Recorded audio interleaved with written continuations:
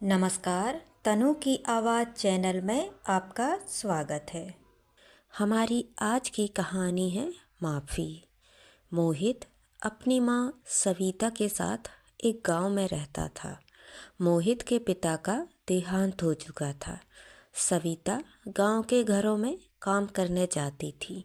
उसी से दोनों की गुजर बसर होती थी। एक दिन मोहित ने अपनी माँ से कहा, माँ, तुम इतनी मेहनत करती हो, मुझे बिल्कुल अच्छा नहीं लगता है। मैं अपनी पढ़ाई छोड़कर कुछ काम ढूंढ लेता हूँ। यह सुनकर सविता रोने लगी। उसने कहा, बेटा, कुछ दिनों की बात है। तू पढ़ लिख कर अच्छी नौकरी करने लगेगा तो मुझे काम करने की ज़रूरत नहीं पड़ेगी। फिर मैं तेरी शादी कर दूंगी। बहू के आने पर मुझे आराम ही करना है।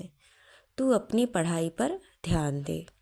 मोहित माँ को बहुत समझाता है, लेकिन सविता उसकी बात नहीं मानती है। उसे उम्मीद थी कि मोहित पढ़ लिख कर बड़ा आदमी बन जाएगा। इसी तरह कुछ साल बीत गए। मोहित की पढ़ाई पूरी हो गई।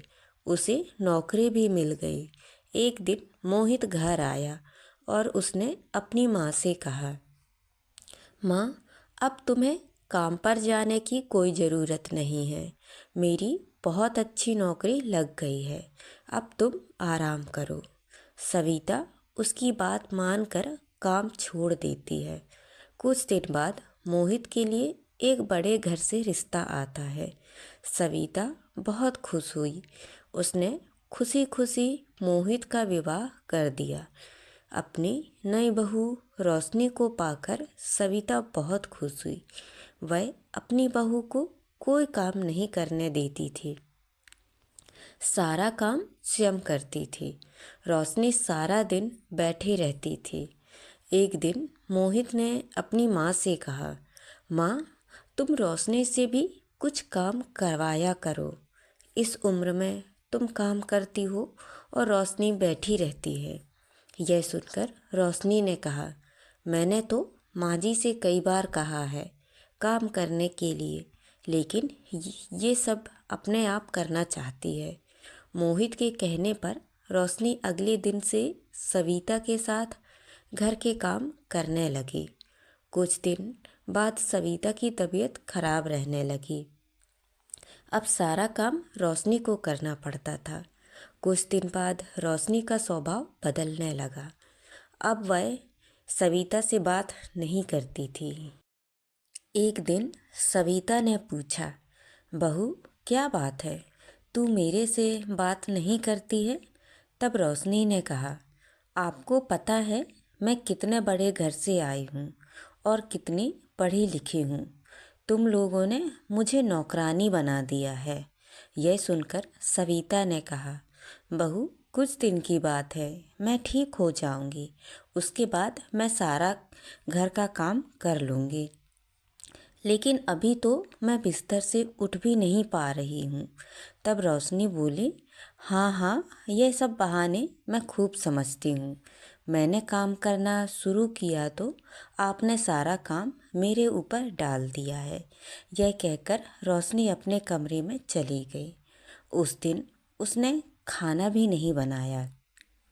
शाम को जब मोहित घर आया तब रोशनी ने कहा, सुनो जी, मैं इतना काम नहीं कर सकती हूँ, इसीलिए मैं अपने पिता के घर जा रही हूँ। तुम्हें अपनी माँ की सेवा करनी है तो करो, मुझसे यह सब नहीं होगा। यह सुनकर मोहित गुस्से में बोला, मैंने शादी अपनी माँ को आराम देने के लिए की थी। अगर तुम घर का काम नहीं करोगी तो माँ इस बीमारी में कैसे काम करेगी? यह सुनकर रोशनी गुस्से में अपने घर जाने के लिए चल देती है। तभी सविता ने उसे रोका और कहा, बहू, इस घर को छोड़कर मत जाओ, मैं सारा काम कर लूँगी। रोशनी फिर भी नहीं मानती और अपने पिता के घर चली जाती है। उसके जाने के बाद सविता रोती रहती है। मोहित कहता है, माँ, तुम क्यों रो रही हो? उसका गुस्सा कम होगा तो वो आ जाएगी।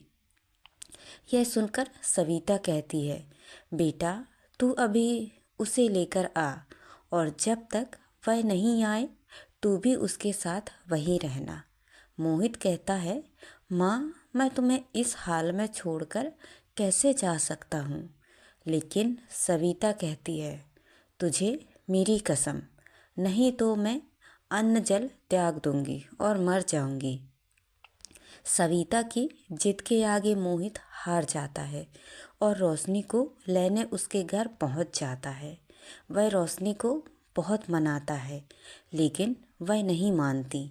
रोशनी उससे कहती है, हम अलग घर लेकर रहते हैं, तुम अपनी माँ को हर महीने कुछ पैसे भेज देना। मोहित बेमन से उसकी बात मान लेता है और रोशनी के साथ अलग मकान में रहने लगता है। उधर सविता अकेली रह जाती है। वह अकेले में बैठी बैठी अपने मोहित को याद करके रोती रहती थी।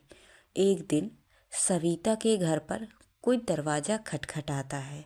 सविता दरवाज़ा खोलती है तो देखती है सामने रोशनी का भाई राजू अपनी पत्नी के साथ खड़ा था। वो दोनों अंदर आकर सविता से पूछते हैं, माँ जी दीदी कहाँ हैं? सविता उसे सारी बात बता देती है।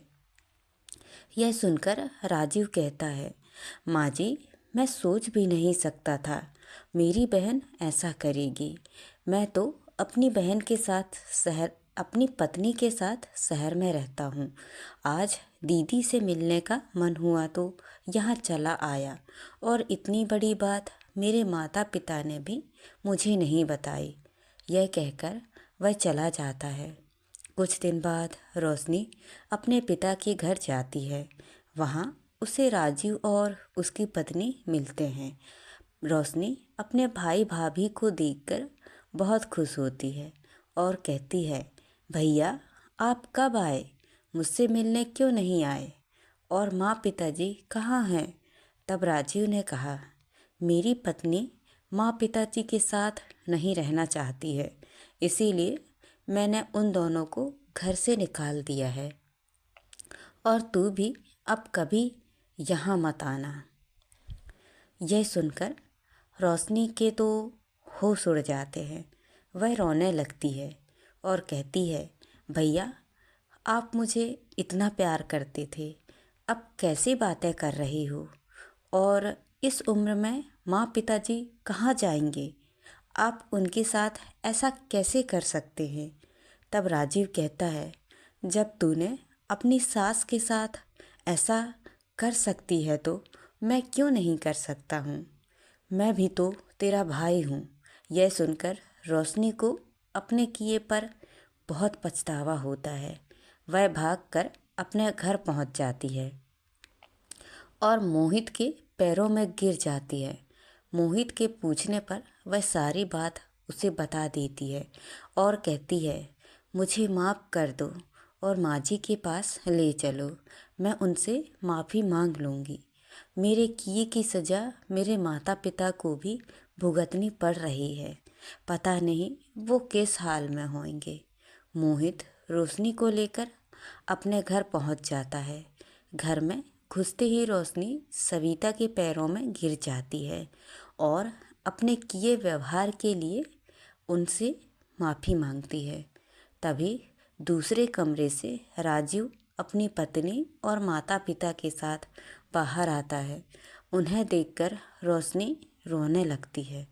तब राजीव उसे बताता है, उसने माता पिता को छुपा दिया था ताकि तुझे तेरी गलती का एहसास हो सके। राजीव के माता पिता भी सविता जी से माफ़ी मांगते हैं। इस तरह मोहित, रोशनी और सविता तीनों खुशी खुशी रहने लगते हैं। तो दोस्तों ये कहानी आपको कैसी लगी? लाइक और कमेंट करके ज़रूर बताएं और चैनल को सब्सक्राइब करना ना भूलें। तो मिलते हैं अगली कहानी में। बहुत बहुत धन्यवाद।